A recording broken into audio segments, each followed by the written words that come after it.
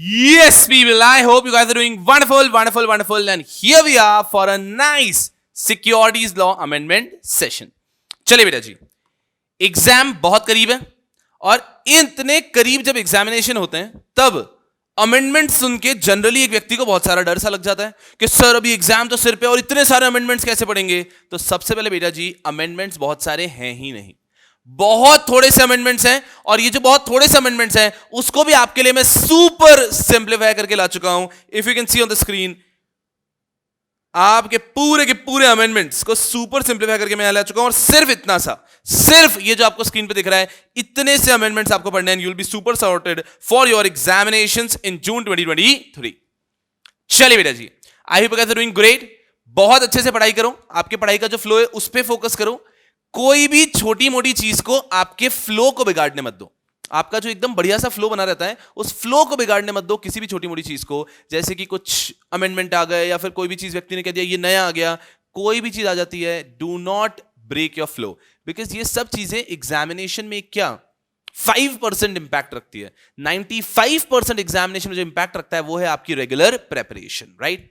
And I sincerely hope कि आप सब बच्चों ने अपने कंसेप्चुअल रिवीजन, अपने quick revision, marathon, numerical session जो भरमार आप लोगों के लिए अवेलेबल कराई है, आई सिंसियरली होप कि आप सब लोग उसको अच्छे से एंजॉय कर रहे हैं और बहुत अच्छे से उसको देखा है। तो जो एक टू डू रहता है कि अमेंडमेंट्स खत्म हो जाने चाहिए, तो now I am here with all the amendments applicable for June 2023 attempt from exam point of view. तो आपको कुछ भी नहीं करना है, मस्ती से बस ये सेशन अटेंड कर लेना है। इसी के डिस्क्रिप्शन बॉक्स के अंदर मैं आपको नोट्स दे दूंगा, एकदम समराइज नोट्स। ये समराइज नोट्स को गो थ्रू कर लेना and you are super sorted for your examination. Okay, तो चलिए यारो शुरू करते हैं। अमेंडमेंट नंबर 1 कुछ भी नहीं है, चैप्टर नंबर 1 के अंदर एक छोटू सा अमेंडमेंट है। ये छोटू सा अमेंडमेंट कहता है कि सिक्योरिटीज की डेफिनेशन में एक नई सिक्योरिटी ऐड हो चुकी है। तो इस बार के अमेंडमेंट्स को मैं दो टाइप के अमेंडमेंट्स में डिवाइड कर सकता हूं यारों। एक अमेंडमेंट्स तो है वो है specifically with respect to a new concept coming in, that is social stock exchange. तो एक नया कंसेप्ट है जो आया है हमारे बीच with the name of social stock exchange. उसको लेके अलग अलग चैप्टर में भिन्न भिन्न प्रकार के अमेंडमेंट है और उसी से रिलेटेड एक अमेंडमेंट यहां पर आ रहा है। This amendment is with respect to social stock exchange. तो इस बार के अमेंडमेंट्स को दो कैटेगरी में डिवाइड कर सकते हैं, amendments relating to social stock exchange and other amendments. तो the first amendment is with respect to social stock exchange. इसको हम लोग बोल देंगे हमारा आज का amendment number 1। Amendment number 1 is social stock exchange. चूंकि आ चुका है, इस कारण से chapter 1 securities contract regulation act 1956 के अंदर जो सिक्योरिटीज की डेफिनेशन हुआ करती थी उसमें एक नया सिक्योरिटी ऐड हो चुका है, zero coupon zero principal instrument. तो अभी तक हम मानते थे इक्विटी शेयर्स हैं, डिबेंचर्स हैं, प्रेफरेंस शेयर्स हैं, वैसे ही एक नया कंसेप्ट आ चुका है, zero coupon zero principal instrument. अभी तक इसकी डिटेल्स नहीं आए, बस ये एक वर्ड ऐड हुआ है, zero coupon zero principal instrument. It is practically very difficult कि एग्जाम में इस पे कोई सवाल आया, बिकॉज इसका कुछ एक्सप्लेनेशन नहीं आया है। बस ये आया है कि एक नए टाइप की सिक्योरिटीज आ चुकी है, zero coupon zero principal instrument. Sir पर समझ नहीं रहा है हमको क्या होता है zero coupon zero principal instrument. बहुत जल्द आपको बताऊंगा कि क्या होता है zero coupon zero principal instrument in this lecture itself. तो पहले चैप्टर में बस इतना सा है कि एक नए प्रकार की सिक्योरिटी आ चुकी है, the name is zero coupon zero principal instrument. बस दैट्स इट, खत्म। अब आते हैं एक्चुअल अमेंडमेंट। चैप्टर नंबर 4 और चैप्टर नंबर 5 में सबसे खास अमेंडमेंट्स हैं, 100% फोकस यहां पे करना है आपको। चैप्टर नंबर 4 का सबसे पहली चीज क्या बता रहे हैं, जिसको हम लोग टर्म कर देते हैं अमेंडमेंट नंबर 2। ये बताता है, स्क्रीन पे देखना अच्छे से, न्यू चैप्टर 10A इंट्रोड्यूस इन आईसीडीआर। आईसीडीआर के अंदर एक नया चैप्टर 10A इंट्रोड्यूस कर दिया गया है with the name of social stock exchange.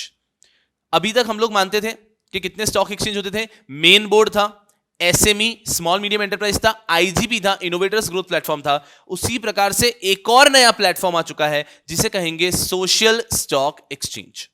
तो पहली चीज समझ में आई कि अब एक नया प्लेटफॉर्म आ चुका है with the name of social stock exchange. That is applicable for which companies, कौन कौन सी कंपनीज के लिए वो एप्लीकेबल है। 3 टाइप की कंपनीज के लिए सोशल स्टॉक एक्सचेंज का कंसेप्ट एप्लीकेबल है। पहला, not for profit organisation to register on social stock exchange. जहां पे भी SSE लिखा है मतलब सोशल स्टॉक एक्सचेंज। 2 कीवर्ड्स बता देता हूं, जहां पे भी मैंने SSE लिखा है गुंडे, उसका मतलब होगा सोशल स्टॉक एक्सचेंज, SE जहां पे भी लिखा है उसका मतलब होगा सोशल एंटरप्राइजेस। ठीक है, कोशिश करूंगा कि इस अमेंडमेंट लेक्चर में टू द पॉइंट बात करूं और सिर्फ आपके लिए जो जो इंपॉर्टेंट चीजें एग्जाम पॉइंट ऑफ व्यू के लिए उन सब चीजों को डिटेल में अच्छे से कवर कर लूं। आपका 1 सेकेंड भी टाइम वेस्ट नहीं होने दूंगा इस अमेंडमेंट लेक्चर में, आप बस 100% फोकस के साथ में सुनते रहिएगा। चलिए, जहां जहां पे SSE लिखा है मतलब सोशल स्टॉक एक्सचेंज, जहां पे भी SE लिखा है मतलब सोशल एंटरप्राइज। ठीक है सर ये क्या है social stock exchange, social enterprise? इस बार के अमेंडमेंट का एक इंपॉर्टेंट हिस्सा ये है कि स्टॉक एक्सचेंज ने एक नया कंसेप्ट लेकर आए हैं कि कुछ ऐसी कंपनीज होती हैं जिनका सोशल इंटेंट होता है। देयर आर सर्टेन एंटरप्राइजेस जिनका होता है सोशल इंटेंट। सोशल इंटेंट मतलब कुछ अच्छा करना चाहते हैं, कुछ दुनिया के लिए बढ़िया करना चाहते हैं, कुछ सोसाइटी के अंदर कंट्रीब्यूट करना चाहते हैं। तो जो भी ऐसी एंटिटीज हैं जिनका सोशल इंटेंट है वो अभी तक स्टॉक एक्सचेंज पे लिस्ट नहीं होती थी, बिकॉज स्टॉक एक्सचेंज पे सिर्फ वो कंपनी जिनका उद्देश्य प्रॉफिट है, जो पैसा कमाने के लिए आए हैं, जिसमें लोग इन्वेस्ट करके अपने पैसे को बढ़ाना चाहते हैं, मल्टीप्लाई करना चाहते हैं, इन्वेस्ट करके अपना कैपिटल अप्रिशिएट करना चाहते हैं, ऐसी ही कंपनी स्टॉक एक्सचेंज पे थी। तो भले कुछ कितनी भी कंपनीज का नाम ले लें हम लोग, रिलायंस बोल दो, टाटा बोल दो, ITC बोल दो, बजाज फाइनेंस बोल दो, इन सब कंपनीज के अंदर आप पैसा इन्वेस्ट किस उद्देश्य से करते थे कि आपका पैसा बढ़ जाए। आज मैं 2 लाख रुपए इन्वेस्ट कर रहा हूं इस मानसिकता से कि वो 2 लाख रुपए 3 लाख रुपए हो जाए, 2.5 लाख रुपए हो जाए। तो यहां पे जो ऑब्जेक्टिव होता था स्टॉक एक्सचेंज का वो सिर्फ होता था प्रॉफिट मेकिंग। सही है। अब एक नया कंसेप्ट लेकर आए हैं कि ऐसी कंपनीज जिनका इंटेंशन क्या है, सोशल इंटेंट है, प्रॉफिट नहीं, सोसाइटी के लिए कुछ अच्छा करना है, ऐसे इंटेंट वाली कंपनीज को भी स्टॉक एक्सचेंज पे लिस्ट होने का मौका मिलेगा। और ये जब स्टॉक एक्सचेंज पे लिस्ट होगी, इसके अंदर अगर कोई इन्वेस्ट करेगा तो उसको रिटर्न नहीं मिलेगा, वो डोनेशन ही दे रहा है practically. I repeat again, social stock exchange पे जो सोशल एंटरप्राइज होंगी वहां पे जनरली अगर आप इन्वेस्ट कर रहे हो तो वहां पे आप रिटर्न की अपेक्षा नहीं कर सकते, वहां पे प्रैक्टिकली आप कर रहे हो डोनेशन। बट इस पूरे कंसेप्ट को स्टॉक एक्सचेंज के ऊपर लाने की कोशिश की गई है by the concept of social stock exchange. कि सोशल स्टॉक एक्सचेंज करके एक स्टॉक एक्सचेंज है जहां पर ऐसी कंपनीज आएगी जिनका सोशल इंटेंट है। अब आपको लॉजिक भी समझेगा कि ये जो कंपनीज आती है, ये कंपनीज इशू करती है zero coupon zero principal instrument. इसका मतलब एक कंपनी आई है, उसने इशू किया zero coupon zero principal instrument. आज आप 100 रुपए देंगे उस कंपनी को, बदले में आपको एक इंस्ट्रूमेंट मिलेगा, बॉन्ड मिलेगा, जिसपे कूपन रेट भी क्या होगी, 0, एंड में प्रिंसिपल रिपेमेंट भी क्या होगा, 0। सर फिर कोई भी व्यक्ति यहां पे इन्वेस्ट क्यों करेगा? That's the point. यहां पे जनरली कोई भी व्यक्ति अगर एक सोशल स्टॉक एक्सचेंज पे लिस्ट की हुई कंपनी को पैसा दे रहा है, इसका मतलब है वो डोनेशन कर रहा है। तो ये जो पूरा कंसेप्ट था कि भैया कुछ कंपनीज काम करती हैं पब्लिक के लिए, वहां पे कोई भी व्यक्ति डोनेशन दे सकता है, उन सब को रेगुलराइज किया, सेबी के परव्यू में लाने की कोशिश की और उनके लिए भी लिस्ट कर दिया उनको स्टॉक एक्सचेंज पे, ताकि वो बेहतर पैमाने पे डोनेशन भी कलेक्ट कर सकें। ये पूरा कंसेप्ट आता है under social stock exchange. A very new concept, एकदम नया कंसेप्ट है। कोई भी चीज जब नई नई आती है तो दिल में उतरने में समय लगता है। कुछ सालों में आप देखोगे, अभी तक तो थियोरेटिकल है, सब प्रैक्टिकली होगा कुछ सालों में, तो कुछ सालों में आप देखोगे इन सब चीजों का प्रैक्टिकल इंप्लीकेशन। अभी के लिए काफी आसान है कि एक सोशल स्टॉक एक्सचेंज का कंसेप्ट आया। अभी के लिए एग्जाम पॉइंट ऑफ व्यू के लिए समझते हैं। तो यहां पे क्या लिखा है, एक नया चैप्टर इंट्रोड्यूस हो चुका है आईसीडीआर के अंदर with the name of chapter 10A with the name of social stock exchange. यहां पे किस प्रकार की कंपनीज लिस्ट हो सकती है? Applicability of social stock exchange. First, not for profit organisation, ऐसे not for profit organisation to register on social stock exchange. कोई भी एक नॉट फॉर प्रॉफिट ऑर्गेनाइजेशन है जो सोशल स्टॉक एक्सचेंज पे सिर्फ रजिस्टर होना चाहता है, वो आ सकता है। दूसरा, a not for profit organisation जो सोशल स्टॉक एक्सचेंज पे रजिस्टर होने के बाद में रेज भी करना चाहता है पैसे स्टॉक एक्सचेंज पे। सो दो प्रकार के ऑर्गेनाइजेशन यहां पे देखा जो यहां पर आ सकते हैं एप्लीकेबिलिटी में। Not for profit organisation who simply wants to register on social stock exchange, एक नॉट फॉर प्रॉफिट ऑर्गेनाइजेशन जो सिर्फ रजिस्टर होना चाहती है, और दूसरा a not for profit organisation जो रजिस्टर होकर पैसा रेज भी करना चाहती है स्टॉक एक्सचेंज पे। ये दो। तीसरा है, ये चैप्टर एक और टाइप की सिक्योरिटी को कवर करता है, अ फॉर प्रॉफिट एंटरप्राइज, एक ऐसा एंटरप्राइज जो कि फॉर प्रॉफिट है but to be identified as social enterprise, एक ऐसा एंटरप्राइज जो प्रॉफिट कमाता है लेकिन साथ में उसका कुछ सोशल इंटेंट भी है। उसके प्रोविजंस भी इसी चैप्टर के अंदर इंक्लूड हो गए हैं। मेरी बात को बहुत अच्छे से सुनेंगे तो एक बात समझ में आएगी, 100% फोकस यहां पे कंसेप्ट क्लियर हो जाएगा। सबसे पहले बात करता हूं आईसीडीआर। आईसीडीआर के अंदर अब आ चुका है एक नया chapter, chapter 10A। Chapter 10A 3 प्रकार की कंपनीज के बारे में बात करता है।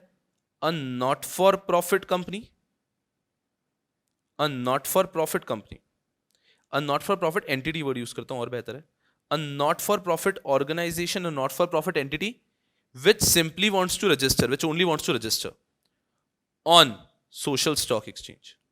A not-for-profit organization which wants to register on social stock exchange plus also raise funds, जो रजिस्टर भी होना चाहती है और फंड्स भी रेस करना चाहती है। I hope you're with me, एकदम मस्ती से चल रहा है, कोई परेशानी की बात नहीं है। अब सुनना अच्छे से, यही चैप्टर एक और प्रकार की कंपनी को कवर करता है, अ for-profit organization which simply wants to be recognized as social enterprise, which simply wants to recognize as social enterprise। यहां पे अच्छे से समझना, ये जो नॉट फॉर प्रॉफिट ऑर्गेनाइजेशन है, जो क्लियर है कि भैया हमें सिर्फ सोशल पर्पस के लिए काम करना है, प्रॉफिट हमारा उद्देश्य ही नहीं है, ये लिस्ट होती है ऑन सोशल स्टॉक एक्सचेंज, ये लिस्ट होती है ऑन सोशल स्टॉक एक्सचेंज। और अगर कोई ऐसी कंपनी है जिसका ऐसा है कि नहीं हम फॉर प्रॉफिट ही काम करते हैं लेकिन हम सोशल एंटरप्राइज भी हैं, हम सोसाइटी के लिए अच्छा काम करते हैं और उसमें हम भी पैसा कमाते हैं, आर यू अंडरस्टैंडिंग, कि आप पैसे दोगे और हम वो एक्टिविटी करेंगे सोसाइटी के लिए अच्छी है, this is a for profit organisation but this also has social intent, ये सोशल एंटरप्राइज भी है। ये सोशल स्टॉक एक्सचेंज पे लिस्ट नहीं हो सकती है, ये लिस्ट होती है मेन बोर्ड पे या एसएमई पे या आईजीपी पे, ये नॉर्मली लिस्ट होती है। लेकिन ऐसी एंटरप्राइज जिसका सोशल पर्पस है, इसके भी जो कंसेप्ट है, इसके जो रूल्स हैं वो दे रखे हैं चैप्टर 10A में। तो आई होप यूर अंडरस्टैंडिंग कि जो नया चैप्टर आया है चैप्टर 10A, ये 3 प्रकार की कंपनीज को कवर करता है। 2 तो ऐसी कंपनीज जो सोशल स्टॉक एक्सचेंज पे लिस्ट होने वाली है, और एक ऐसी कंपनी जो भले फॉर प्रॉफिट है लेकिन वो कुछ सोशल पर्पस भी करती है, सोशल इंटेंट भी रखती है, और साथ में वो लिस्ट सोशल एंटरप्राइज पे नहीं हो सकती है, वो लिस्ट होगी किस पे, मेन बोर्ड पे, एसएमई पे, आईजीपी पे, जहां नॉर्मली होता है। लेकिन उसके भी रूल दे रखे हैं इस चैप्टर 10A पे। तो आई होप यूर अंडरस्टैंडिंग। सबसे पहली चीज आ जाती है कि आईसीडीआर में एक नया प्रोविजन आ चुका है, एक नया चैप्टर आ चुका है, chapter 10A for social enterprises, right. इस सोशल एंटरप्राइजेस का जो चैप्टर है किस किस के ऊपर एप्लीकेबल है, ये 3 कंपनीज के ऊपर एप्लीकेबल है। Not for profit enterprise which simply wants to be registered on social stock exchange. Second, a not for profit enterprise which wants to be registered on social stock exchange and raise money here. And third, a for profit enterprise which simply wants to be recognized as social enterprise. List होने वाली है main board वगैरह पे, क्योंकि social stock exchange पे सिर्फ ऐसी company list हो सकती है इसका प्रॉफिट ऑब्जेक्टिव है ही नहीं। चलो एग्जाम पॉइंट ऑफ व्यू से बात करता हूं, तो सबसे पहला टॉपिक ये हो गया सोशल स्टॉक एक्सचेंज किस किस के ऊपर एप्लीकेबल है। जो नया चैप्टर आया है ये किस किस के ऊपर एप्लीकेबल है, तो ये एप्लीकेबल है 3 टाइप की कंपनीज पे। I guess we are clear. उसके बाद में दूसरा पॉइंट आता है, ये जो सोशल स्टॉक एक्सचेंज बना है this is only for institutional investors and non institutional investors. NII और इंस्टीट्यूशनल इन्वेस्टर्स के लिए ही है, रिटेल इंडिविजुअल इन्वेस्टर के लिए प्लेटफॉर्म नहीं है। तो सोशल स्टॉक एक्सचेंज पे कोई रिटेल जाके पैसा नहीं दे सकता, यहां पे सिर्फ इंस्टीट्यूशंस पैसा दे सकता है। And last, every social stock exchange shall have a social stock exchange governing council। जैसे हर एक कंपनी का एक बोर्ड होता है, वैसे ही इस सोशल स्टॉक एक्सचेंज का एक गवर्निंग काउंसिल होगा जिसका नाम होगा social stock exchange governing council. And this is our amendment number 2। I think life is very easy. काफी कठिन है कि इसके ऊपर एग्जाम में सवाल आ जाए, काफी कठिन है, लेकिन फिर भी हमारी ड्यूटी की एक बार हम अच्छे से सब चीजों को कवर करते हुए चल थोड़े समय में शायद पूरा टॉपिक सोशल स्टॉक एक्सचेंज का डिटेल में जब प्रैक्टिकली आसपास देखने को मिलेगा, हमारे सिलेबस में भी आ जाएगा प्रॉपर तरीके से एक नए चैप्टर के रूप में सोशल स्टॉक एक्सचेंज, तब शायद चीजें डेप्थ में आएगी। अभी तो उन्होंने सिर्फ एक स्केलेटन दे रखा है, आपको एक स्ट्रक्चर दे रखा है जिसके अंदर सोशल स्टॉक एक्सचेंज कंसेप्ट बैठेगा। चलिए इसके बाद में नेक्स्ट, ये अभी तक जो 2 टॉपिक्स पढ़ा चुका हूं वो अंडरस्टैंडिंग के लिए अच्छे थे, ये है जो एग्जाम पॉइंट ऑफ व्यू के लिए बहुत इंपॉर्टेंट है। Amendment number 3. How to be identified as social enterprise? How will we judge कि कोई enterprise social enterprise है? Any enterprise which is established primacy of its social intent. कोई भी enterprise जो कि establish होने का उनका primary purpose क्या है? Social intent. कोई भी enterprise जो कि establish हुई है with the primary objective of social intent, उनका primacy क्या है? Social intent. ठीक है? And meet the prescribed eligibility criteria। क्या एलिजिबिलिटी क्राइटेरिया है? हमें उन्होंने दिया नहीं है। एलिजिबिलिटी क्राइटेरिया आएगा। तो कोई भी एंटिटी जिसका मेन उद्देश्य क्या है, सोशल इंटेंट है, और वो एलिजिबिलिटी क्राइटेरिया को सेटिस्फाई करता है and indulged in at least one of the activities prescribed. ध्यान रखो, तीन चीजें आ रही है। सबसे पहले जिसका प्राइमरी ऑब्जेक्टिव है सोशल इंटेंट, ठीक है, जो एलिजिबिलिटी क्राइटेरिया को कंप्लाई करता है, और जो इनमें से कोई एक एक्टिविटी के अंदर इंडल्ज्ड है, जो इनमें से किसी एक एक्टिविटी के अंदर इंडल्ज्ड है। क्या एक्टिविटी है देखेंगे अच्छे से।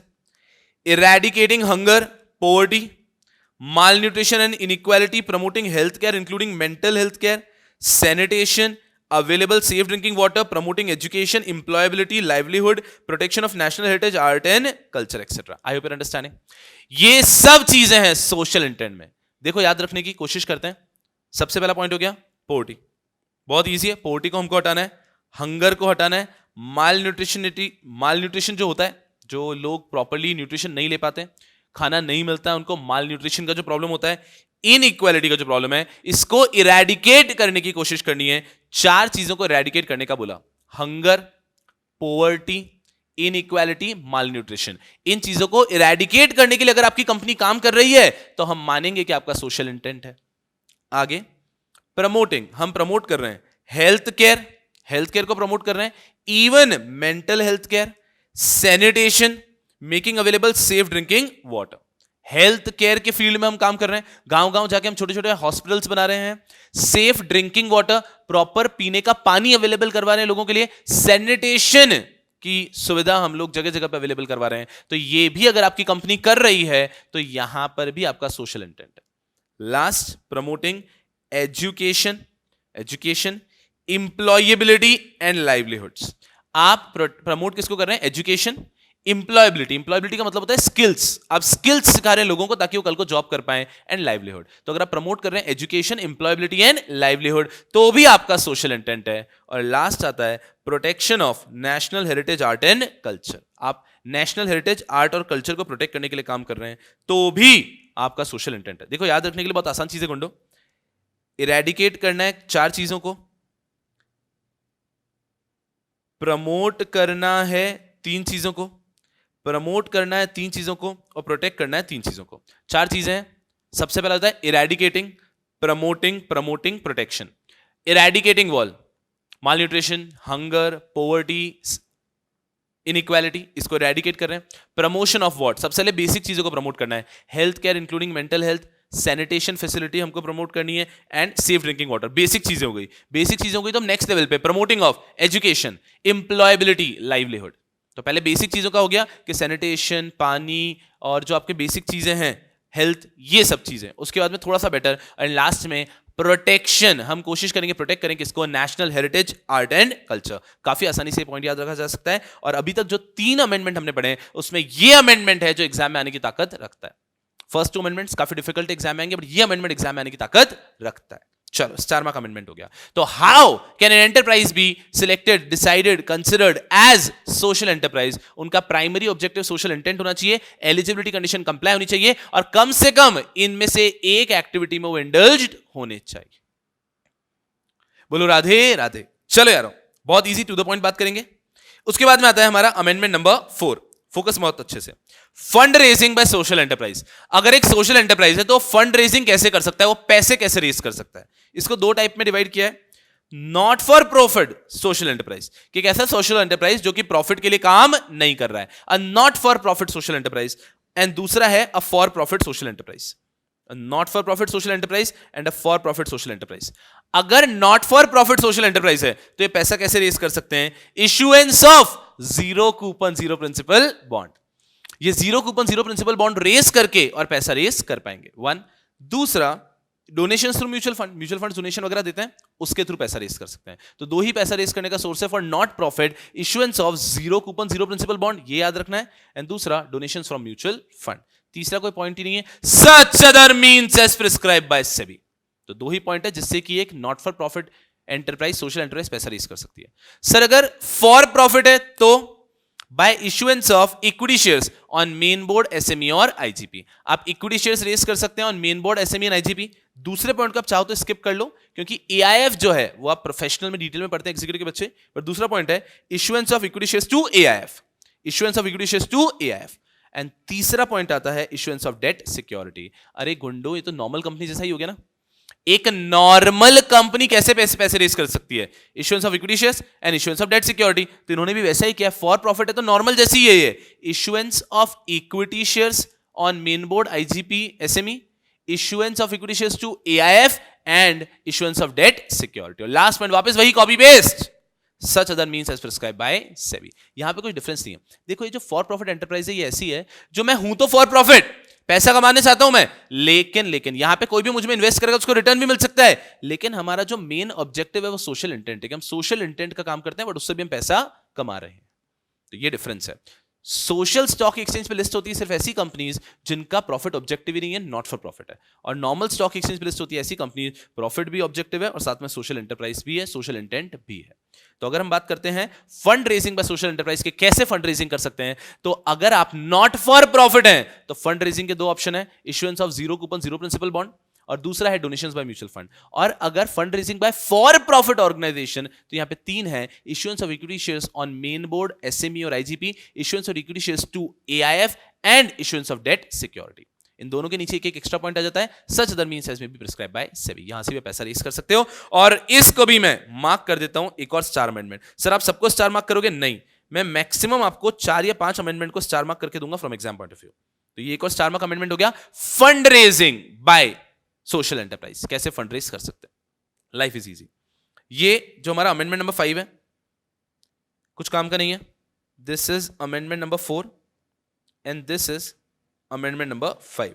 अमेंडमेंट नंबर 5 इतना सा है कि एलओडीआर के अंदर, आईसीडीआर के अंदर, रेगुलेशन नंबर 25(1) के अंदर पहले कहा जाता था कि आपको ये फाइलिंग करनी है अपने कंपनी के जुरिस्डिक्शन वाले सेबी के ऑफिस में जाके।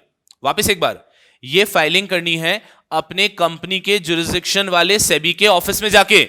Now it has been removed because अब तो सारी फाइलिंग इलेक्ट्रॉनिकली होती है ना, तो क्या जुरिस्डिक्शन का गेम है, अब कुछ नहीं। उस पूरी लाइन की जगह रिप्लेस करके आ गया, you have to do this filing to SEBI 25(1). Exam point of view से कुछ भी रेलेवेंट अमेंडमेंट नहीं है। इसको यहां पे क्यों लिया है मैंने, सिर्फ इसलिए लिया ताकि आपको समझ में आए कि अब सेबी के लिए जुरिस्डिक्शन वाला खेल धीरे धीरे कम होता जा रहा है, because everything is happening online. तो धीरे धीरे जो जुरिस्डिक्शन वाला खेल था वो सब धीरे धीरे कम हो रहा है।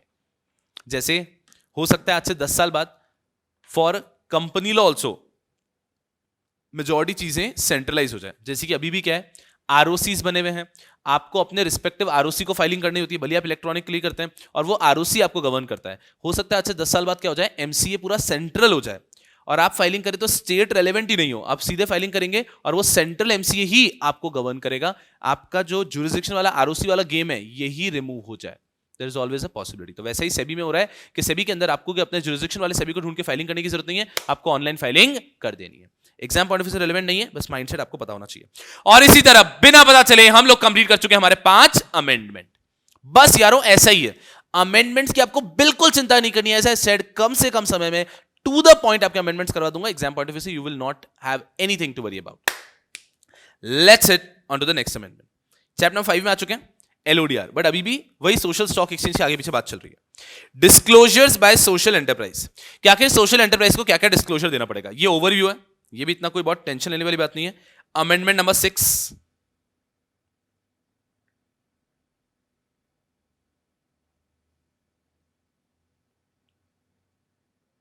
Focus here, disclosure bye social enterprise, कि सारी सोशल एंटरप्राइजेस को कैसा डिस्क्लोजर देना होगा। अगर आपकी social enterprise for profit social enterprise है तो वो लिस्ट कहां पे होगी, मेन बोर्ड आईजीपी एसएमई पे। So as content in these regulation, जैसा हमारा ये रेगुलेशन बताता है उस प्रकार के डिस्क्लोजर दे दो। सर ऐसे ही टॉपिक पसंद है हमको। और दूसरा, अगर आपकी not for profit social enterprise है, मतलब वो लिस्टेड कहां पे होगी, एसएसई पे, सोशल स्टॉक एक्सचेंज पे। तो यहां पर भी आपको जैसा डिस्क्लोजर बताया वैसा करना है, बट एक annual disclosure to social stock exchange within 60 days from the end of the year has to be given. तो अगर आपकी कंपनी है फॉर प्रॉफिट तो मेन बोर्ड एसएमई आईजीपी जहां पे भी लिस्टेड है वहां के रूल्स फॉलो करोगे। और हमारा रेगुलेशन जो आया है नया, इसके अंदर भी डिटेल्स दे रखे हैं। लेकिन अगर आप हैं नॉट फॉर प्रॉफिट तो आपके लिए बहुत कम कंसेप्ट रखा है, बहुत कम कंप्लायंस रखे हुए हैं, बहुत थोड़े से हैं, आगे भी पढ़ोगे बहुत थोड़े से हैं। और यहां पर एक बात बताइए कि आपको एनुअल एक डॉक्यूमेंट देना है within 60 days from the end of the year. ये भी आपके एग्जाम पॉइंट ऑफ व्यू से बहुत ज्यादा रेलेवेंट नहीं है। आपके एग्जाम पॉइंट ऑफ व्यू से रेलेवेंट है ये next amendment, following disclosures to be made by social enterprise to social stock exchange और स्टॉक एक्सचेंज। समझ में आ रहा है ना? सोशल एंटरप्राइजेस को ये जो मैं बताऊंगा अभी, ये सारे डिस्क्लोजर करने, इतना डरना मत, बहुत इजी है। ये सारे डिस्क्लोजर करने हैं सोशल स्टॉक एक्सचेंज को, ये सारे डिस्क्लोजर करने हैं सोशल स्टॉक एक्सचेंज को टू सोशल स्टॉक एक्सचेंज और स्टॉक एक्सचेंज, सॉरी, ये सारे डिस्क्लोजर करने हैं सोशल एंटरप्राइज को to social stock exchange, stock exchange. Sir किसको करना है? अरे गधे, अगर सोशल एंटरप्राइज फॉर प्रॉफिट है तो आपको स्टॉक एक्सचेंज को करना है रेगुलर वाले पे, और अगर आपका social enterprise not for profit है तो आपको करना है सोशल स्टॉक एक्सचेंज पे। तो आप जहां भी लिस्टेड हैं वहां पर आप डिस्क्लोजर करेंगे ना सारे। So the following disclosure has to be made by social enterprise, भले फॉर प्रॉफिट है नॉट फॉर प्रॉफिट है। क्या? बहुत ईजी है, फोकस करना है यहाँ पे। पहला, you will have to frame a policy for determination of materiality. आपको एक पॉलिसी बनानी है फॉर डिटर्मिनेशन ऑफ मटेरियलिटी, ठीक है सर। फिर you will have to authorise one or more KMP. आपको अपने ऑर्गेनाइजेशन के अंदर कुछ केएमपी को ऑथराइज करना है कि तुम बनाओगे ये पॉलिसी फॉर मटेरियलिटी और तुम डिस्क्लोज करोगे सारे इंपॉर्टेंट फैक्ट्स। उसके बाद में आपको उस केएमपी के कॉन्टैक्ट डिटेल्स भी डिस्क्लोज करने टू सोशल स्टॉक एक्सचेंज और स्टॉक एक्सचेंज। समझना अच्छे से। डिस्क्लोजर का पहला पॉइंट क्या है भैया जी? आपको डिस्क्लोजर देने, और उसमें सबसे पहली बात आ गई कि आपको डिस्क्लोजर देते time policy for determining materiality, ये पॉलिसी बनानी है। इसके साथ में आपको वन और मोर केएमपी को ऑथराइज करना है कि वही ये पॉलिसी बनाएंगे और इंपॉर्टेंट फैक्ट्स को डिस्क्लोज करेंगे। फिर आपको उस केएमपी के कॉन्टैक्ट डिटेल्स भी स्टॉक एक्सचेंज को देने हैं। तो ये हो गया पहला point, you will have to ensure that you make a policy for determining materiality. क्या आसान सी बात है। उसके बाद में a social enterprise whose designated stock securities are listed on the social exchange or stock exchange, as the case may be, shall disclose to stock exchange or social stock exchange where it is registered or has listed its specified securities, the case may be, any event that may have a material impact on the planned achievement or output or outcome। कोई भी ऐसा event हो रहा है जिससे कि आपके planned outcome पे इंपैक्ट आने वाला है तो ये भी आपको डिस्क्लोज करना है। Any event which will have an impact on the planned outcome, कोई भी इवेंट जो आपके प्लान्ड आउटकम के ऊपर एक इंपैक्ट रखता है, कोई भी इवेंट जो आपके प्लान्ड आउटकम के ऊपर एक इंपैक्ट रखता है, वो आपको डिस्क्लोज करना है। Any event that may have a material impact on the planned achievement of output और आउटकम, कोई भी ऐसा इवेंट जो आपके अचीवमेंट और आउटकम के ऊपर इंपैक्ट करता है, ये इवेंट भी आपको स्टॉक एक्सचेंज को डिस्क्लोज करना है। उसके आगे वापस यही चीज कि ये जो भी इवेंट है आप डिस्क्लोज करेंगे as soon as possible but not later than 7 days, जितना जल्दी होगा इवेंट आपको डिस्क्लोज करना है। उसके बाद में रेगुलर बेसिस पे ये जो भी इवेंट हुआ है उसके डिटेल्स देते रहना है, अपडेट आपको देते रहना है। और अगर कोई भी स्टॉक एक्सचेंज ने आपसे सवाल पूछा तो उसका भी आपको एडिक्वेटली रिप्लाई करना है। All queries raised bye stock exchange और सोशल स्टॉक एक्सचेंज, एकदम आराम से। और बस पहले ये सारा पहला पॉइंट ये हो गया इससे रिलेटेड पॉइंट से। दूसरा, कोई भी आपका मटीरियल इवेंट हो गया which will have impact on planned outcome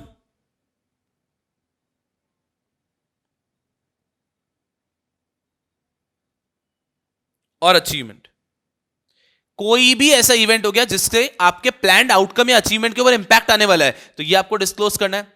कब डिस्क्लोज करना है? 7 दिन के अंदर डिस्क्लोज करना है। इसके रेगुलर अपडेट देते रहने हैं और इस पे अगर स्टॉक एक्सचेंज आपसे कुछ भी क्वेरी भी पूछता है तो वो भी आपको जवाब देना है। बहुत ज्यादा आसान हो गया।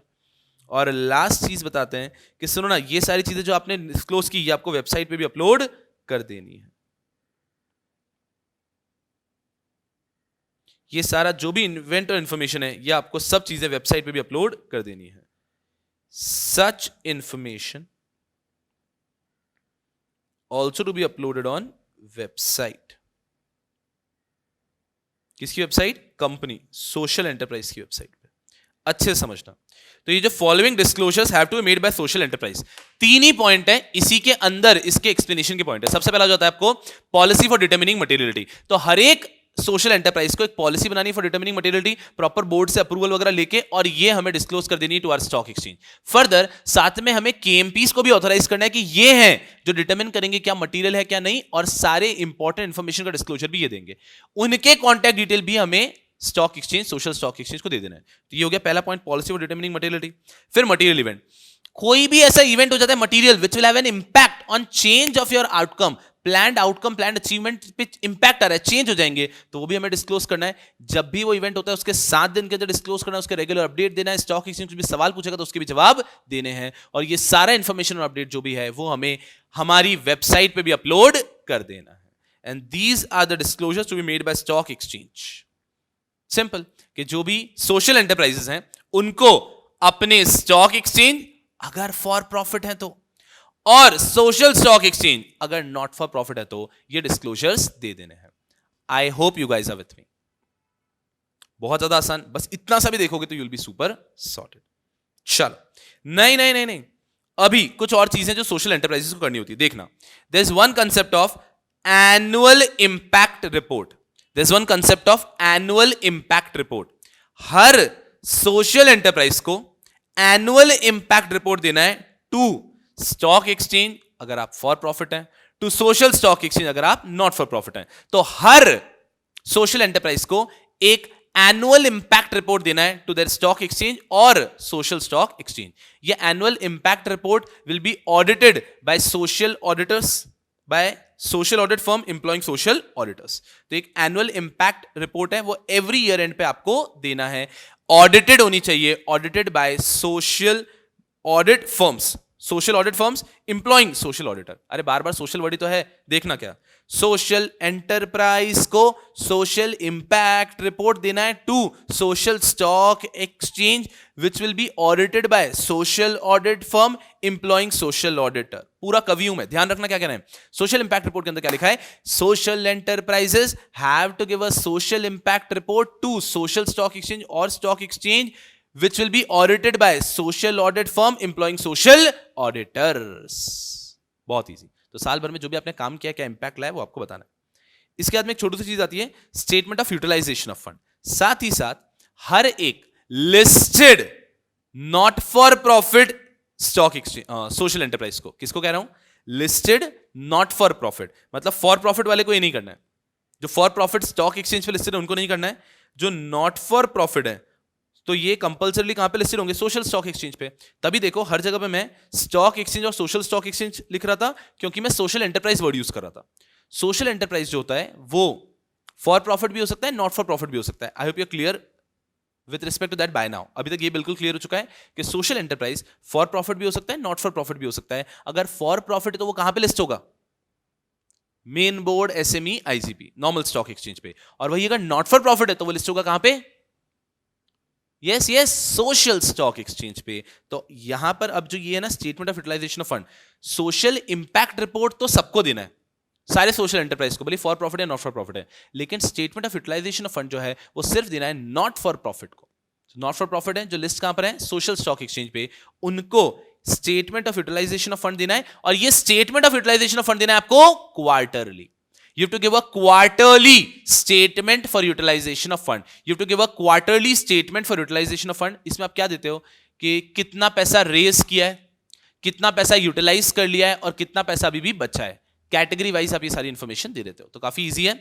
Statement of utilisation of fund किसे देना है ये याद रखो, listed not for profit social enterprise को to social stock exchange. Quarter basis पे हम बताएंगे statement of utilisation of fund कि हमने कैटेगरी वाइज कितना पैसा रेज किया था, कैटेगरी वाइज कितना पैसा हमने यहां पे यूटिलाइज किया और कितना हमारे पास बैलेंस बचा है, ये हमें क्वार्टरली देना है।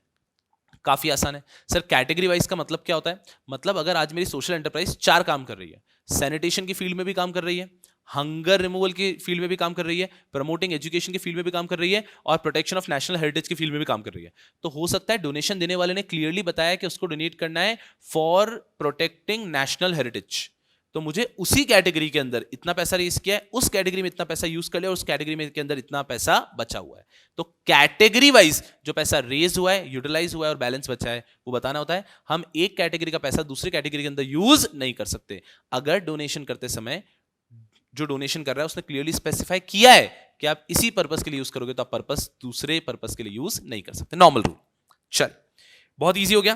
तो एक हो गया सोशल इंपैक्ट रिपोर्ट, ये सबको देना है, ईयरली देना है। एक हो गया statement of utilisation of fund, ये सिर्फ नॉट फॉर प्रॉफिट को देना है और क्वार्टरली देना है। इजी है। इसके बाद में एलओडीआर का लास्ट अमेंडमेंट आता है, amendment for appointment of independent director. ये इंटरेस्टिंग है, इसको पढ़ेंगे अच्छे से। दूसरा आता है एक छोटा सा point, that quarterly statement of deviation and variation. ये हमने पढ़ा था कि स्टेटमेंट ऑफ डेविएशन वेरिएशन हमको देना होता है क्वार्टरली बेसिस पे, बिल्कुल सही है। तो इसमें एक छोटा सा चेंज आया, ये आपके एग्जाम पॉइंट ऑफ व्यू के लिए तो कुछ इंपैक्ट नहीं कर सकता है। तो पहले वहां पे लिखा था कि राइट इशू पब्लिक इशू के अंदर आप कभी भी पैसा रेस करते हो तो पैसे को आप सही दिशा में यूज नहीं कर रहे हो तो आपको स्टेटमेंट ऑफ डेविएशन वेरिएशन देना है। अब वहां पे एक और वर्ड यूज कर दिया है बस, आपका qualified institutional placement, qualified placement. तो अगर अब आप पैसा रेस कर रहे हैं for right issue, public issue, preferential issue या क्वालिफाइड इंस्टीट्यूशंस प्लेसमेंट, आप इन ये चीज करके भी पैसा रेस कर रहे हैं तो भी आपको स्टेटमेंट ऑफ वेरिएशन डेविएशन देना है। इफेक्ट क्या हुआ, पहले सिर्फ पब्लिक इशू राइट इशू करते थे, पैसा रेस करते थे, तो वो पैसा अगर डेविएट किया तो ही ये स्टेटमेंट देना होता था। लेकिन अब कैसा कह रहे हैं कि आपने भले ही क्वालिफाइड इंस्टीट्यूशनल प्लेसमेंट किया, क्वालिफाइड इंस्टीट्यूशनल प्लेसमेंट करके आपने 1000 करोड़ रेस कर लिए, जब तक वो पूरा पैसा यूज नहीं हो जाता तब तक आप स्टेटमेंट ऑफ डेविएशन और वेरिएशन बनाएंगे क्वार्टरली कि वो पैसा सही तरीके से यूज हो रहा है या कहीं पे डेविएट हो रहा है। So earlier this was applicable only on public issue right issue, now it is also applicable on qualified institutional placement. But ठीक है, इतना कोई चिंता करने वाली बात नहीं है। यहाँ पे होता क्या है बेटा जी, जब भी अमेंडमेंट्स आते हैं ना तो इंस्टीट्यूट ये नहीं देखता है कि कौन से टॉपिक्स आपके सिलेबस में ऐड किए, क्या था क्या नहीं था, वो बस धड़ धड़ अमेंडमेंट्स दे देते हैं। तो हमें कोई चिंता करने की बात नहीं है, हमारे लिए जो सारे रिलेवेंट अमेंडमेंट्स है वो यहाँ पे डिस्कस हो रहे हैं। आपको बस अपना फोकस 100% रखना है, ठीक है बेटा जी। चलो, अब आता है बहुत अच्छा सा amendment for appointment of independent director. शुरू में मैंने आपको एक वादा किया था कि बेटा जी आपके एग्जाम करीब है, आपका बिल्कुल भी टाइम वेस्ट नहीं करूंगा और एकदम टू द पॉइंट सारे के सारे इंडिपेंडेंट डायरेक्टर्स की बात करके कंप्लीट कर दूंगा। यहां पर यारों थोड़ा सा स्लो डाउन करता हूं मैं, क्योंकि बहुत अच्छा अमेंडमेंट है, एग्जाम में आए ना आए वो बात की बात है, लेकिन समझने के लिए बहुत प्यारा अमेंडमेंट है। तो 100% फोकस यहां पे amendment for appointment of independent director. और एग्जाम में आ ही सकता है यारों, हाँ ऐसा नहीं कि एग्जाम में नहीं आ सकता है, एग्जाम में आ सकता है। रेगुलर बैच पढ़ाते टाइम भी मैंने इस अमेंडमेंट के बारे में डिस्कशन किया था। रेगुलर बैच जो सिक्योरिटीज लॉ एडिशन 10 का भी रिसेंटली हुआ है, लेकिन हो सकता है कि आप सिक्योरिटीज लॉ के कोई पुराने स्टूडेंट हो वो देख रहे हो वीडियो को, या फिर हो सकता है कि उस टाइम पे भी उतना डेप्थ में आपने नहीं समझा हो, तो यहां पर आते हैं और इस अमेंडमेंट को बहुत अच्छे से कवर करते हैं। चलिए, ये क्या कह रहा है, एक अपॉइंटमेंट ऑफ इंडिपेंडेंट डायरेक्टर का रूल था कि नॉर्मली इंडिपेंडेंट डायरेक्टर को अपॉइंट करना तो appointment will be by special resolution, ठीक है। लिस्टेड कंपनी इंडिपेंडेंट डायरेक्टर को अपॉइंट करना चाहती है, स्पेशल रेजोल्यूशन से अपॉइंट करेगी। अब उसको लेके एक प्रोविजो आया है, 100% फोकस यहां पे, provided that where a special resolution for the appointment of independent director fails to get the requisite majority of votes। हमें स्पेशल रेजोल्यूशन चाहिए था इंडिपेंडेंट डायरेक्टर को अपॉइंट करने के लिए, बट हम स्पेशल रेजोल्यूशन पास नहीं कर पाए, तो क्या होगा, इंडिपेंडेंट डायरेक्टर अपॉइंट नहीं होगा। रुको, एक प्रोविजो आया है, but the vote casted in favour of the resolution exceeds the vote casted against the resolution. लेकिन ऑर्डिनरी रेजोल्यूशन पास हो चुका है, स्पेशल पास नहीं हो पाया लेकिन ऑर्डिनरी पास हो चुका है, and the vote casted by public shareholder in favor of the resolution exceeds the vote casted against the resolution, then the appointment of such an independent director shall be deemed to have been made under subregulation 2A। I hope you understanding। यहां पे ये कह रहे हैं कि आपके पास दो option है, एक तो ये है कि आप स्पेशल रेजोल्यूशन पास कर लो, बहुत अच्छे से समझना, पहले एक ही ऑप्शन था, appointment of independent director as पर एलओडीआर। दो ऑप्शन हो गए, पहले एक ही ऑप्शन था that you will have to pass a special resolution. Special resolution pass हुआ तो independent director appointed, special resolution fail हुआ तो इंडिपेंडेंट डायरेक्टर रिजेक्टेड। पहले यही था। अब इन्होंने एक और ऑप्शन दे दिया है, या तो आप इंडिपेंडेंट डायरेक्टर को अपॉइंट करने के लिए स्पेशल रेजोल्यूशन पास करो, या फिर आप क्या करो, ऑर्डिनरी रेजोल्यूशन पास कर लो। सर ऑर्डिनरी रेजोल्यूशन पास हो गया, साथ में votes casted in favor by public shareholder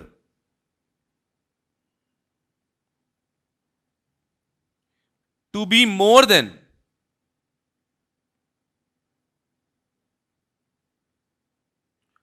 votes casted against the public shareholder। Story over. Independent director को अपॉइंट करने के दो तरीके हो गए, या तो पहले वाला ही तरीका है, आप स्पेशल रेजोल्यूशन पास कर लो, लेकिन अगर आपका स्पेशल रेजोल्यूशन पास नहीं हुआ, 75% वोट्स नहीं मिले, तो आप देखो क्या ऑर्डिनरी रेजोल्यूशन पास हुआ था? हाँ, ऑर्डिनरी रेजोल्यूशन पास हुआ था। फिर ये देखो क्या vote casted by public share holders in favour is more than vote casted by public share holder against. Yes, vote casted by public share holder is also more, then also your independent director is appointed. तो independent director appointment का पहले एक ही provision था that special resolution pass करना है। अब उन्होंने एक ऑल्टरनेटिव ऑप्शन दे दिया है कि अगर आपका स्पेशल रेजोल्यूशन पास नहीं हुआ तो चेक करो क्या ऑर्डिनरी पास हो गया था? बोले हाँ ऑर्डिनरी पास हो गया। उस ऑर्डिनरी में चेक करो क्या vote casted by public share holder, promoter holding को साइड में कर दो, vote casted by public share holder in favour is more than vote casted by public share holder against the resolution. हाँ साहब, vote cast by public share holder is also more, तो उस case में भी आपका इंडिपेंडेंट डायरेक्टर अपॉइंट हो चुका है। I hope you understand. इसमें एक और प्रोविजो आता है, provided further that independent director appointed the first proviso। अगर कोई इंडिपेंडेंट डायरेक्टर इस तरीके से अपॉइंट हुआ है, किस तरीके से? Ordinary resolution plus vote casted by public share holder in favour is more than vote casted by public share holder against the resolution. इस लॉजिक से अगर कोई अपॉइंट हुआ है, that person shall be removed only if the vote casted in favor of resolution proposing the removal exceeds the vote cast against the resolution and the vote cast by public shareholder in the favor of resolution exceed the vote cast against the resolution। अगर कोई व्यक्ति इस root से appoint हुआ है,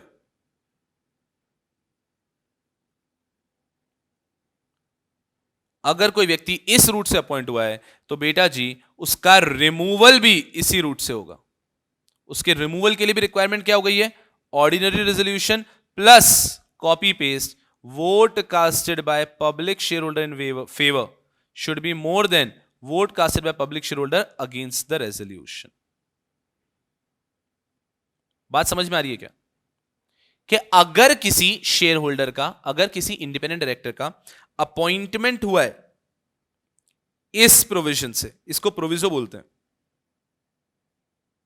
तो उसका removal भी इसी मेथड से होगा। और अगर कोई अपॉइंट हुआ है स्पेशल रेजोल्यूशन से तो उसका रिमूवल भी वैसे ही हो जाएगा। तो मतलब ऐसा समझो कि एक कमरा है, उसमें दो दरवाजे हैं एंट्री के, दो दरवाजे हैं एग्जिट के। आप इंडिपेंडेंट डायरेक्टर बन कौन से रूट से रहे हो?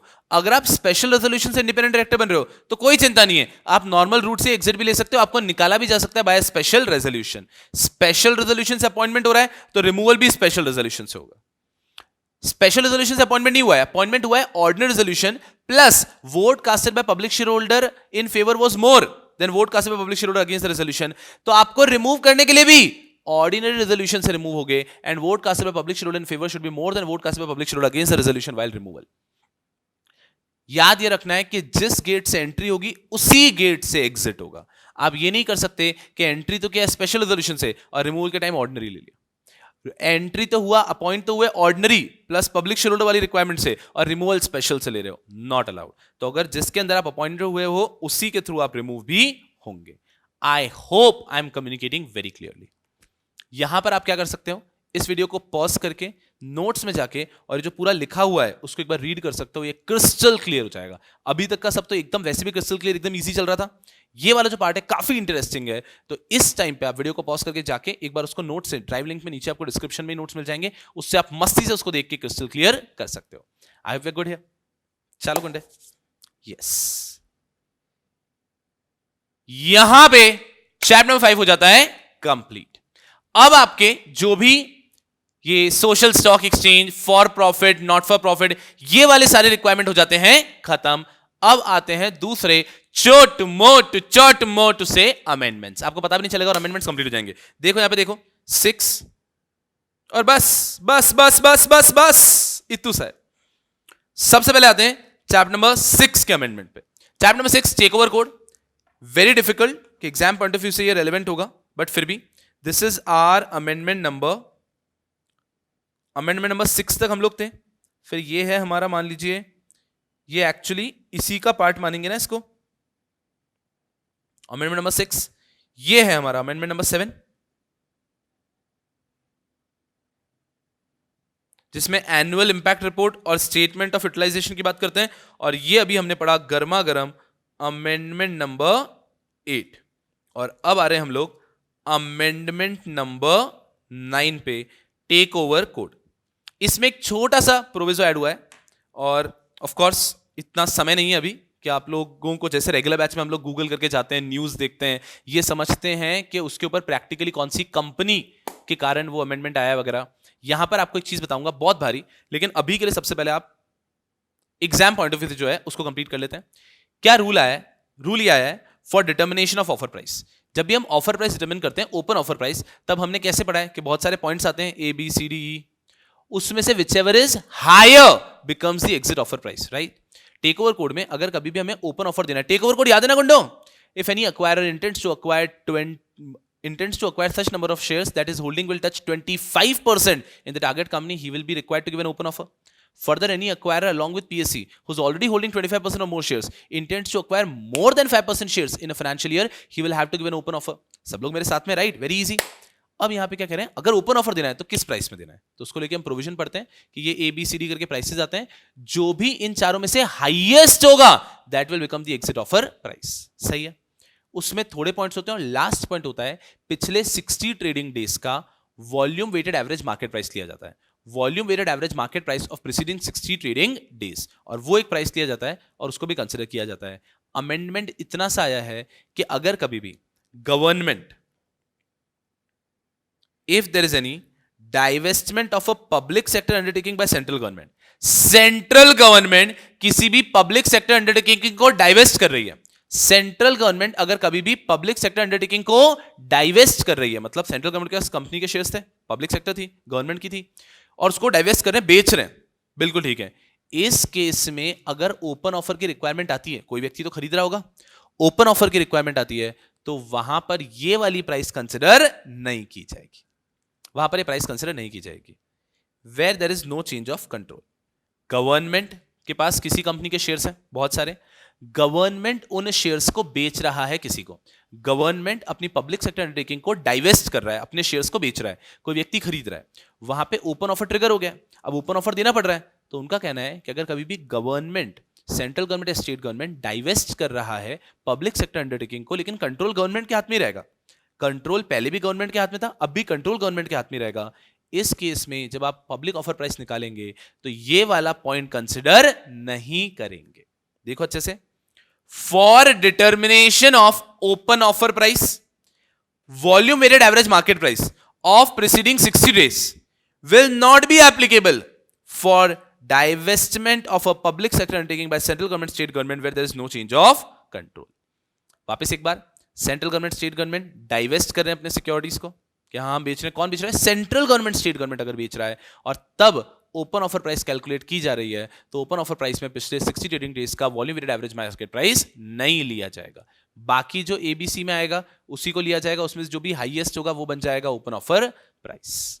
अब यहां पे क्या हो रहा है समझना अच्छे से, कोई भी शेयर है, अगर आप देखोगे एबीसी वगैरह, तो उसमें क्या था, जो अक्वायरर है उसने जो सिक्योरिटीज अक्वायर की है पिछले कुछ दिनों में, ऐसे प्राइस दे रखी थी।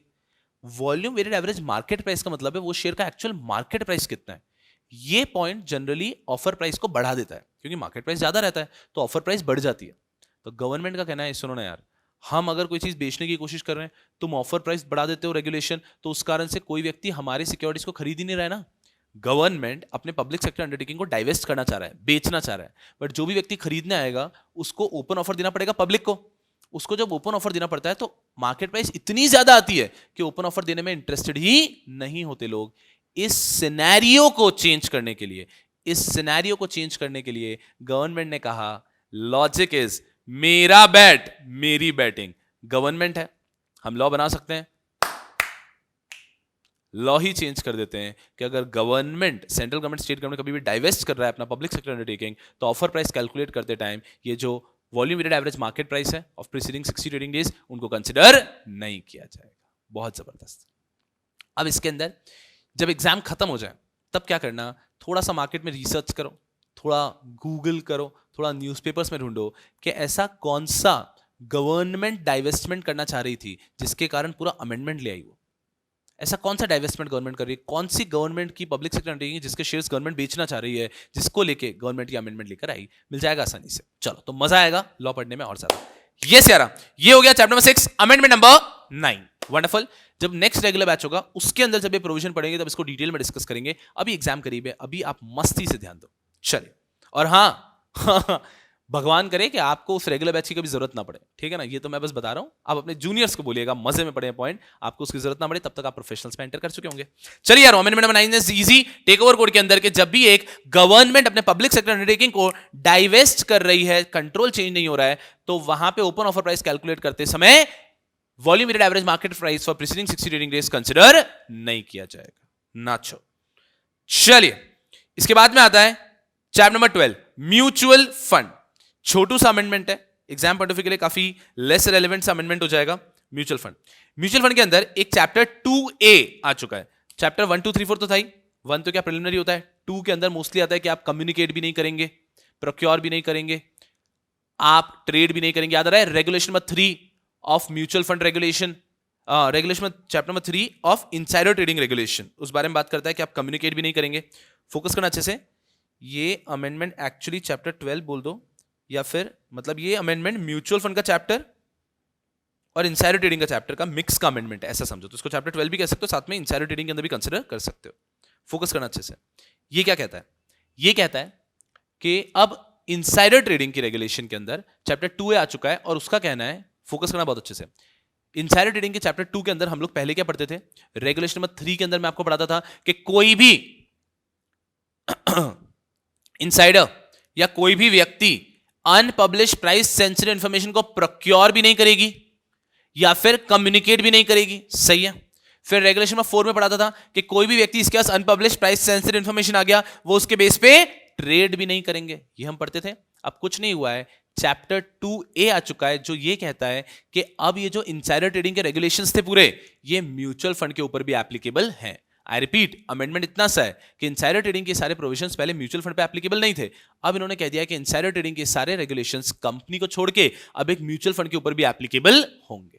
तो अब क्या हुआ है, चैप्टर 2A ले आए, जिसके अंदर उन्होंने बोला है कि अब इनसाइडर ट्रेडिंग के रेगुलेशंस म्यूचुअल फंड पे भी एप्लीकेबल रहेंगे, बट आपको पढ़ने में बहुत आसान लगेगा। देखो पहली चीज क्या है, so now no person shall procure और communicate any UPSI except for legitimate purpose, performance of duties, discharge of legal obligation. हम यही तो पढ़ते थे, बस अब ये म्यूचुअल फंड पे भी एप्लीकेबल हो जाएगा। Next, no insider shall trade in mutual fund when in position of UPSI. अरे बच्चा पार्टी, पहले जो हम रेगुलेशन नंबर 3 और रेगुलेशन में 4 में पढ़ा करते थे, फिर रेगुलेशन 5 कुछ और थी, अब यही चीज म्यूचुअल फंड पे अप्लाई कर दी है और उसको कह देते हैं ये regulation number 5A 5B etcetera. Are you understanding? Because 3 4 क्या 5 तो कुछ और था, तो इन्होंने फिर 5A 5B ऐसे करके ले आए हैं। बट ठीक है, आपको इतनी सी बात समझनी है दैट इनसाइडर ट्रेडिंग के प्रोविजंस जो पहले म्यूचुअल फंड के ऊपर एप्लीकेबल नहीं थे, अब वो म्यूचुअल फंड पे एप्लीकेबल हो चुके हैं। तो म्यूचुअल फंड के अंदर भी कोई भी व्यक्ति will not procure or communicate unpublished price sensitive information. If someone has unpublished price sensitive information, he will not trade on the basis of unpublished price sensitive information. Same. काफी आसान है। अब इन्होंने क्या कहा, डिस्क्लोजर बाय सर्टेन पर्सन।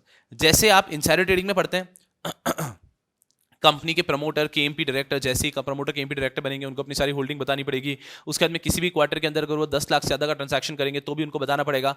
वैसा ही कुछ अब म्यूचुअल फंड के लोगों पे भी आ चुका है। देखो क्या लिखा है, designated person of asset management company, trustee and their immediate relative. आपकी असेट मैनेजमेंट कंपनी और ट्रस्टी हैं, उनके डेजिग्नेटेड पर्सन और साथ में उनके इमीडिएट रिलेटिव, इन लोगों को क्या करना है, details of holding to be disclose to stock exchange quarterly. उनको क्वार्टरली बेसिस पे अपनी पूरी डिटेल्स इन्फॉर्म करनी है। किस किस को, mutual fund, trustee, asset management company. तो ट्रस्टी और असेट मैनेजमेंट कंपनी के डेजिग्नेटेड पर्सन को और उनके इमीडिएट रिलेटिव को। So designated person of trustee and asset management company of mutual fund and their immediate relative have to disclose their holding quarterly basis पे to stock exchange। उनको quarterly basis पे अपनी holding stock exchange को inform करनी है। काफी आसान। इसके अलावा एक थ्रेशोल्ड बताई जाएगी। सर क्या है थ्रेशोल्ड? बताएंगे। जैसे 10 लाख का थ्रेशोल्ड है ना नॉर्मल कंपनी के लिए, वैसे यहां पे भी एक थ्रेशोल्ड बताई जाएगी। उस थ्रेशोल्ड से ज्यादा अगर आप ट्रांजैक्शन करते हैं तो आपको तुरंत 2 दिन के अंदर अपने ट्रेड को रिपोर्ट करना है। तो अभी तक थ्रेशोल्ड बताई नहीं है, जब थ्रेशोल्ड बताएंगे तब आपके सिलेबस में आ जाएगा। तो आई डोंट थिंक ये भी बहुत ज्यादा इंपॉर्टेंट होगा एग्जाम पॉइंट ऑफ व्यू के लिए, लेकिन फिर भी पता होना चाहिए। आईसीएस अगर कभी भी कुछ भी पूछना चाहे तो वी शुड बी रेडी। तो जो भी म्यूचुअल फंड के ऊपर जब इनसाइडर ट्रेडिंग अप्लाई किया तो म्यूचुअल फंड के जो ट्रस्टी एएमसी, उनके डेजिग्नेटेड पर्सन, उनके इमीडिएट रिलेटिव, इनको क्वार्टरली बेसिस पे अपनी पूरी होल्डिंग बतानी है। और इसके अलावा उनको अगर कभी भी थ्रेशोल्ड से ज्यादा की ट्रेडिंग की तो विद इन 2 डेज भी इन्फॉर्म करना है। Very very very easy. अब आता है सर आखिर डेजिग्नेटेड पर्सन कौन होगा? I believe this again can be an important amendment. इसको भी कर देता हूं डिस्क्लोजर को लेके। कौन व्यक्ति को डेजिग्नेटेड पर्सन हम कंसिडर करेंगे? कौन से व्यक्ति को हम डेजिग्नेटेड पर्सन कंसिडर करते हैं? तो हमने कहा ना designated person of trustee or designated person of AMC and their immediate relative have to disclose their holding quarterly, and if they trade above the threshold limit then they have to disclose. So what do you mean by designated person? 3 point है। पहला, head of the asset management company, भले उसका नाम designated as CEO, managing director, president or by any other name, जिस भी नाम से है, लेकिन head of AMC, भले CEO बोलो, president बोलो, manager बोलो, जो आपको बोलना है बोलो, लेकिन जो head है of AMC का वो होगा designated person। दूसरा, डायरेक्टर्स ऑफ एएमसी और द ट्रस्टी कंपनी एएमसी के जो डायरेक्टर्स होंगे वो भी होंगे डेजिग्नेटेड पर्सन। अब तीसरे के अंदर इन्होंने बहुत लोगों के नाम ले लिए जो एक्चुअली होते हैं। आपने अभी तक पॉपुलरली सुना है सीईओ सीएफओ। जब आप आर्टिकलशिप करेंगे तब समझेंगे ऐसे बहुत नाम होते हैं। सीईओ सीएफओ सबसे पॉपुलर नाम है बस। Chief investment officer, chief risk officer, chief operations officer, chief information security officer, fund manager, dealer, research analyst, all employee in the fund operation department, compliance officer, heads of all division department and any other employee as designated by the asset management company, ये सब होंगे designated person। तो designated employee, designated person का मतलब क्या हो गया? head of AMC, director of AMC trustee, उसके बाद में chief investor officer, chief risk officer, investor relation officer, information management officer, operations, chief operations officer, जितने भी सीईओ, सीएओ, सीआईओ, सीरो, ये सब होंगे आपके डेजिग्नेटेड पर्सन।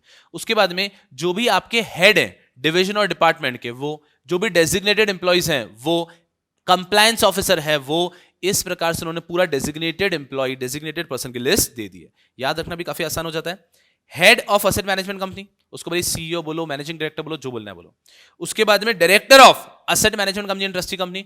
उसके बाद में जो थर्ड पॉइंट है सबसे चीफ वाला है, chief investment, chief risk, chief operations, chief information security, ये चार। उसके बाद में जो हमें पहले से पता है, fund manager, research analyst, dealer मतलब ब्रोकर टाइप के लोग, all employees in fund operation department, fund operation department के सारे ही एम्प्लॉइज। इसके अलावा कंप्लायंस ऑफिसर हम लोग भी, और जितने भी हेड है, head of all division and department, या फिर कोई भी एम्प्लॉय को हमने अगर स्पेसिफिकली बोला है डेजिग्नेटेड एम्प्लॉय, तो वो व्यक्ति, ये सब लोग डेजिग्नेटेड एम्प्लॉय कंसिडर किए जाते हैं। ये सब लोग डेजिग्नेटेड एम्प्लॉय कंसिडर किए जाते हैं। I hope you're understanding. तो ये हो गया डेफिनेशन ऑफ डेजिग्नेटेड पर्सन। अब क्या होता है कभी कभी, ये लास्ट अमेंडमेंट है, खत्म हो जाएगा, टाटा बाय बाय कर दूंगा मैं आपके साथ, बट एक चीज बस आपको समझानी है एकदम मस्ती में। कुछ बहुत ज्यादा अमेंडमेंट तो है भी नहीं, हमने देखा कितने छोटू से अमेंडमेंट है। कभी कभी क्या होता है, हमारे कॉन्फिडेंस के लिए बहुत जरूरी है that we go through everything. हर एक चीज गो थ्रू करके जब हम एग्जाम देने के लिए जाते हैं तो we ourself feel very confident. Because क्या होता है, एग्जामिनेशन के अंदर जो पेपर सेटर है वो आपके कॉन्फिडेंस को तोड़ने की कोशिश करेगा हर मुकाम पे। कुछ एक दो क्वेश्चन ऐसे डाल देगा क्या उसको आप एकदम डिस्टर्ब हो जाएंगे।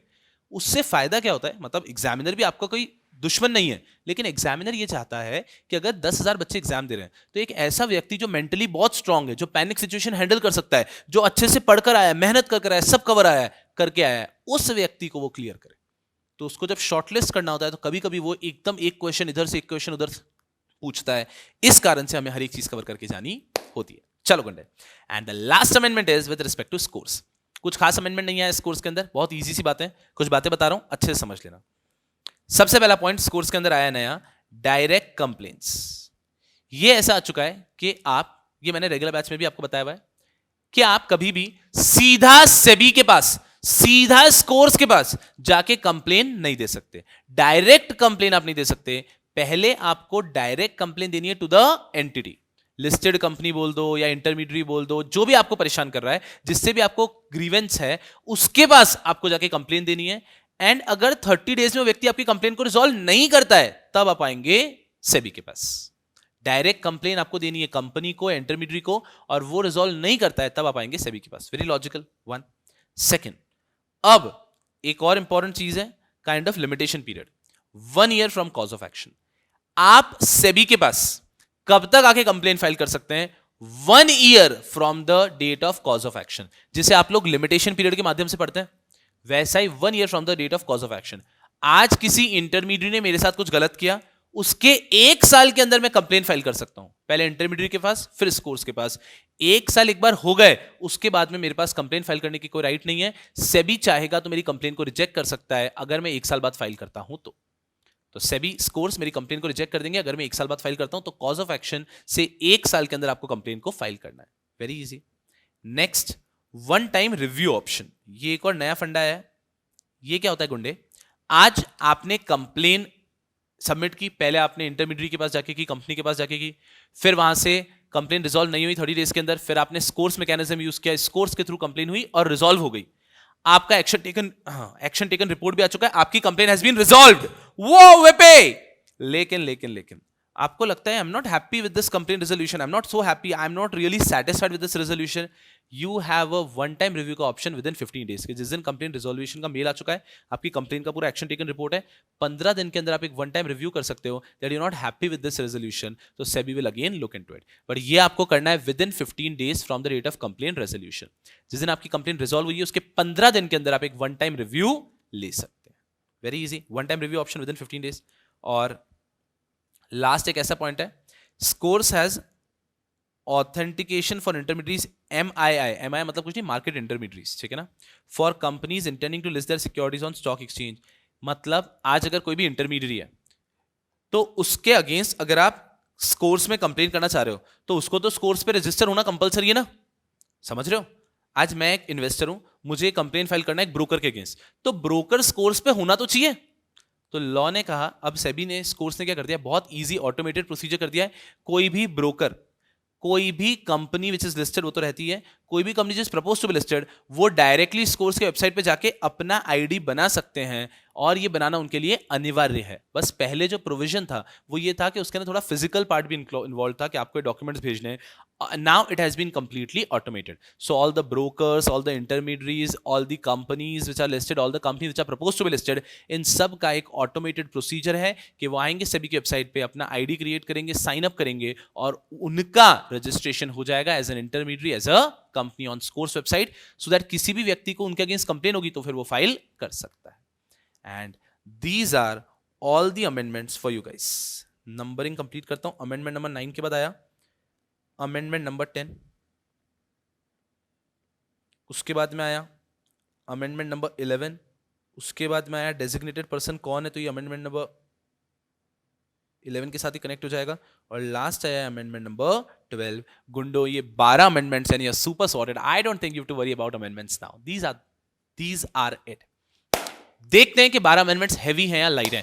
पूरा फोकस यहां पर है। हम लोग क्या करेंगे, एक तूफान quick revision of all the amendments, so that जब भी आपको अमेंडमेंट को सेकंड टाइम रिवाइज करना है आपको परेशान होने की जरूरत ही नहीं है। आप इन्हीं अमेंडमेंट्स को, ये इस अमेंडमेंट वीडियो के लास्ट के 5 मिनट को देख लेंगे, 2 मिनट को देख लेंगे और आपके पूरे अमेंडमेंट्स वापस रिवाइज हो जाएंगे। Let's focus here. चलिए यहां पे आ जाओ। Amendment number 1, securities contract regulation, securities contract regulation act 1956 के अंदर जो सिक्योरिटीज की डेफिनेशन, उसमें एक और नया वर्ड ऐड हो गया है जिसका नाम है zero coupon zero principal instrument. एक अमेंडमेंट हो गया वो। नेक्स्ट अमेंडमेंट नंबर 2, आईसीडीआर में एक नया चैप्टर आ चुका है, चैप्टर 10A, जो बात करता है about social enterprises, social stock exchange. ये सोशल एंटरप्राइज का जो कंसेप्ट है, सोशल स्टॉक एक्सचेंज का कंसेप्ट है, जो चैप्टर आया है, ये चैप्टर अप्लाई होता है 3 टाइप की कंपनीज पे। ये chapter 10A of social enterprise, social stock exchange is applicable on 3 companies. Not for profit companies which are coming only to register, not for profit companies which are coming to register as well as raise fund, for profit companies which wants to be registered considered as social enterprise. ठीक है, यहां पर इस social stock exchange पे RII invest नहीं कर सकते, सिर्फ इन्वेस्ट कर सकते इंस्टीट्यूशनल इन्वेस्टर्स एंड NII. यहां पर हर सोशल स्टॉक एक्सचेंज का होगा एक governing council, SSE governing council, social stock exchange governing council. Done with amendment number 2. Amendment number 3, यार मुझे सोशल एंटरप्राइज बनना है तो मैं कैसे कंसीडर किया जाऊंगा सोशल एंटरप्राइज? आपका प्राइमरी ऑब्जेक्ट, आपका प्राइमेसी होना चाहिए सोशल इंटेंट. आप एलिजिबल क्राइटेरिया कंप्लाई करने चाहिए और आप इनमें से एक एरिया के अंदर इंडल्ज्ड हो. क्या? पहला is you are there for eradication of hunger, poverty, inequality, malnutrition, या फिर यू आर प्रमोटिंग बेसिक चीजें, safe drinking water, sanitation, mental health care ये आप प्रमोट कर रहे हैं, या फिर बेटर लेवल पे आप प्रमोट कर रहे हैं एजुकेशन को प्रमोट कर रहे हैं, लाइवलीहुड हो गया, उनका एम्प्लॉयबिलिटी हो गया, इसको आप प्रमोट कर रहे हैं, ये आप प्रोटेक्ट करने की, प्रिजर्व करने की कोशिश कर, national heritage, art and culture, इनमें से कोई भी एक चीज करेंगे तब जाके आप बनते हैं social enterprise. Social enterprise refers to an enterprise जिसका प्राइमरी ऑब्जेक्टिव सोशल इंटेंट है, एलिजिबिलिटी क्राइटेरिया को सेटिस्फाई करता है और इनमें से एक चीज के अंदर इंडल्ज्ड है। होगा amendment number 3। Amendment number 4 important है, fund raising by social enterprise. कोई भी सोशल एंटरप्राइज अगर फंड रेज करना चाहता है तो वो कहां से कर सकता है? सर डिपेंड करता है कि वो सोशल एंटरप्राइज कौन सा है, फॉर प्रॉफिट है या नॉट फॉर प्रॉफिट है। अगर नॉट फॉर प्रॉफिट है तो ये इश्यू कर सकता है zero coupon, zero principal instrument. दूसरा, ये डोनेशन रेज कर सकता है म्यूचुअल फंड, या फिर तीसरा, from any other means as determined by SEBI, as specified by SEBI.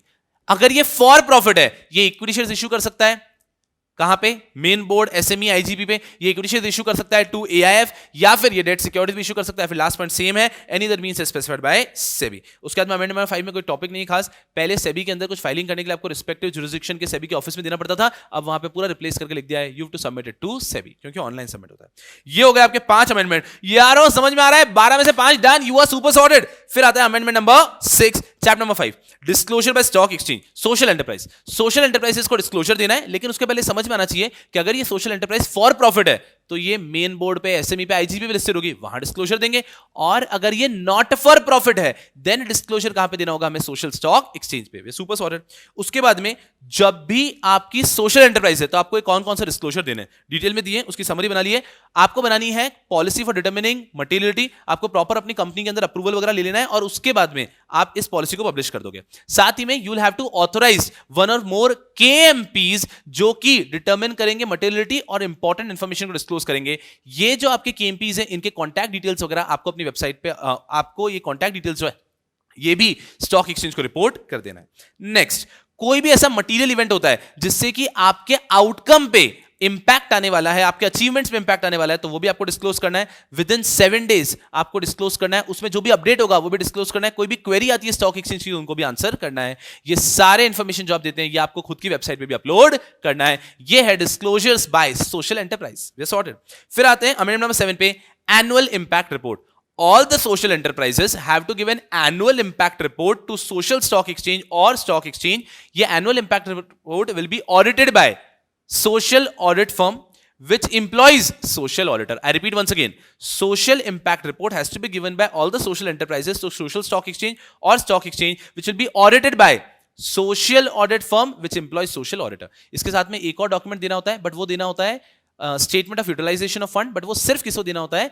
Not for profit listed enterprises. जो listed not for profit social enterprises है उनको देना है किसको? सोशल स्टॉक एक्सचेंज को, जिसमें क्वार्टरली बेसिस पे बताते हैं कैटेगरी वाइज कितना फंड रेस किया, कैटेगरी वाइज कितना फंड हमने यूटिलाइज किया और कितना फंड बैलेंस है। आई रिपीट वंस अगेन, हर listed not for profit social enterprise को सोशल स्टॉक एक्सचेंज को क्वार्टरली बेसिस पे statement of utilisation of fund देना है, जिसमें बताएंगे कैटेगरी वाइज कितना फंड हमने यूटिलाइज किया है, कितना फंड हमने रेज किया और कितना बैलेंस बचा है।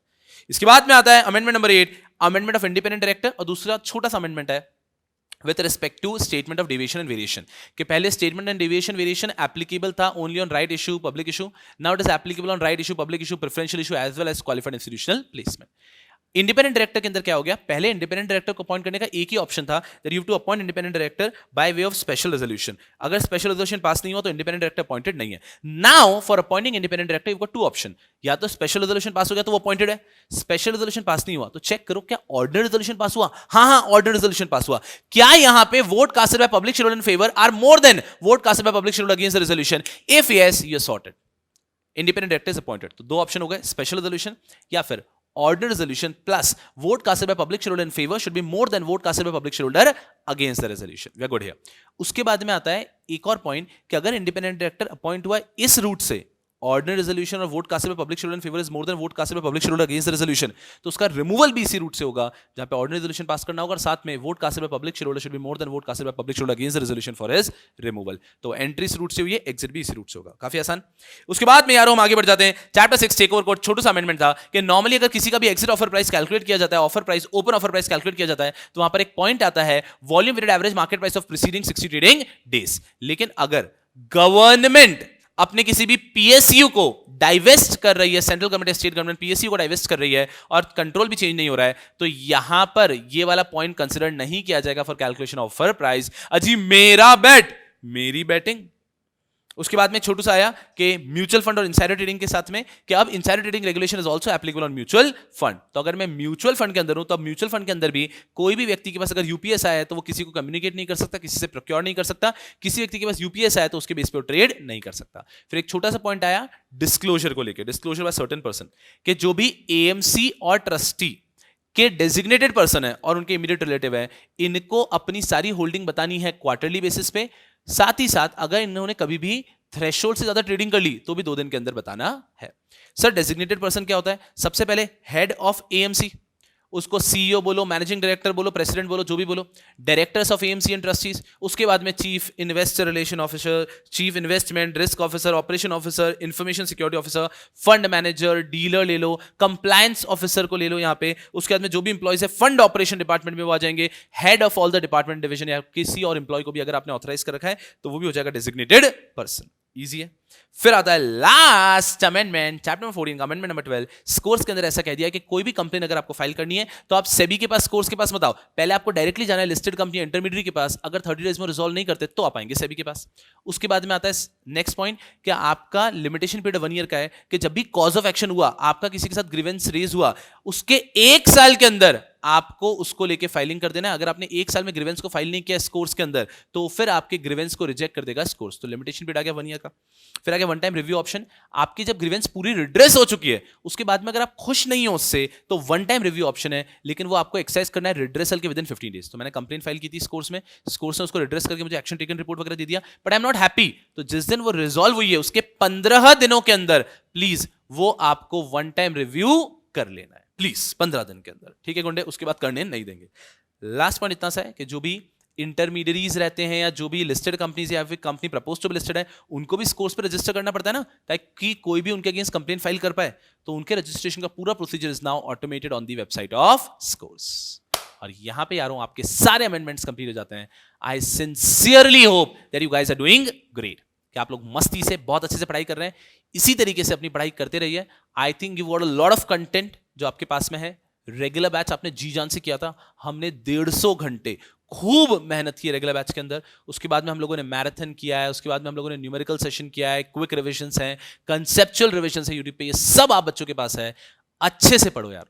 इसके अलावा भी जब तक एग्जाम रहेगा तब तक मैं आपके लिए कुछ ना कुछ लाता रहूंगा, ठीक है गुंडे? तो आप बच्चे बस इसी तरह से खूब खूब पढ़ो एंड खूब आगे बढ़ो। Please take care of yourself. Bye bye.